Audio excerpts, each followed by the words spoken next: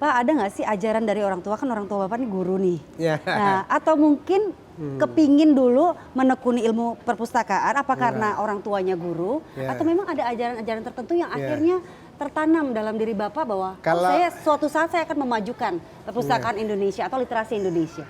Mungkin saya start dari innama a'malu binniyat. Jadi satu kutipan dari bapak saya, dia dulu kebiasaan guru ada anak yang lambat dalam mata pelajaran. Iya. Itu dia tidak pulang. Dia minta barang 10-20 menit untuk anak itu dia ajari, dia kasih catatan dan dibimbing.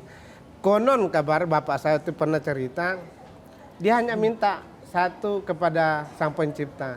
Jika ada pahala yang saya dapatkan untuk mengajari anak ini, mohon nanti itu berkahnya kepada anak cucu saya. Kira-kira gitu. Aduh, Jadi so sweet sebagai sekali. guru dia beramal dan diniatkan mudah-mudahan nanti memudahkan anak. Alhamdulillah kami adanya ada 17. Satu sudah berpulang, yang lain itu alhamdulillah bisalah jadi sebagai pegawai negeri. Artinya tidak lagi seperti yang waktu masa kecil di kampung. Eksistensi perpustakaan di era yang begitu canggih teknologinya ini, di era milenial ini, di era digital saat ini, Pak.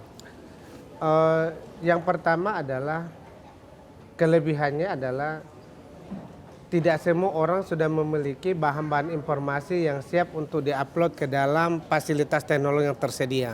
Perpustakaan ini ada. Yang kedua, tugas yang paling berat adalah terus mengikuti perkembangan.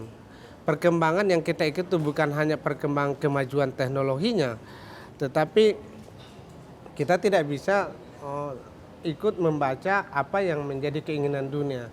Yang perlu diketahui masyarakat sekarang ini, orang bicara tentang revolusi industri 4.0. Kalau bicara tentang revolusi industri, maka kita bicara tentang kecanggihan teknologi yang akan dipakai manusia dari zaman purba tenaga manusia hewan sampai kepada yang sekarang supersoniknya pesawat. Misalnya pesawat tempur yang akan diluncur itu tidak perlu lagi komunikasi. Posisi di mana, karena semua langsung ada di sana dan jaraknya, warnanya kalau lawan itu mungkin merah, kalau teman itu hijau sudah ada di dalam ini.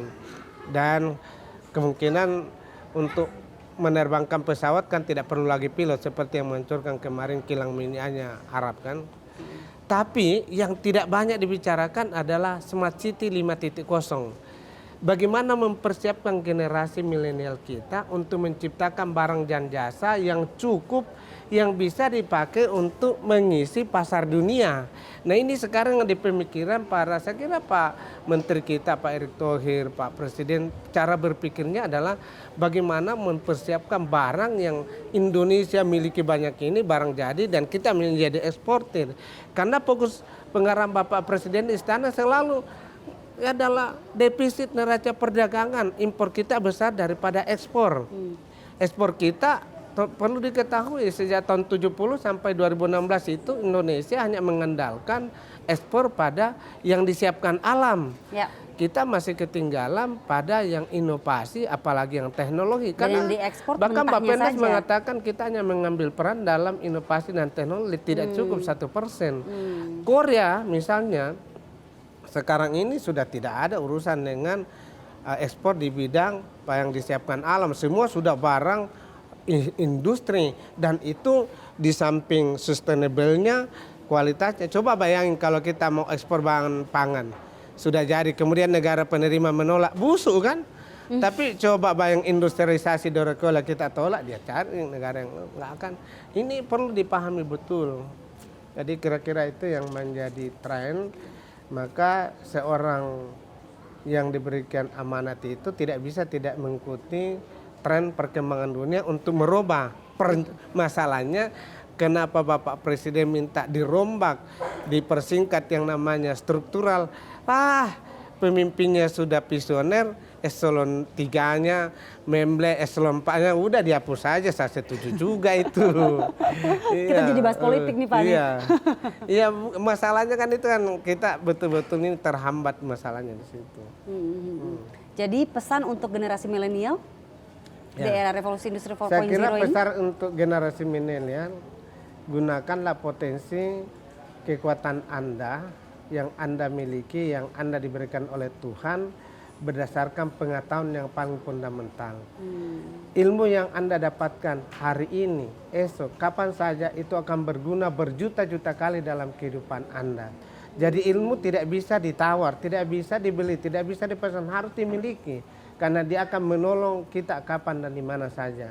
Agama apapun percaya bahwa kalau mau Anda selamat di dunia harus dengan ilmu, mau selamat di akhirat harus dengan ilmu. Mau dua-duanya harus, dunia dengan akhirat harus dengan ilmu.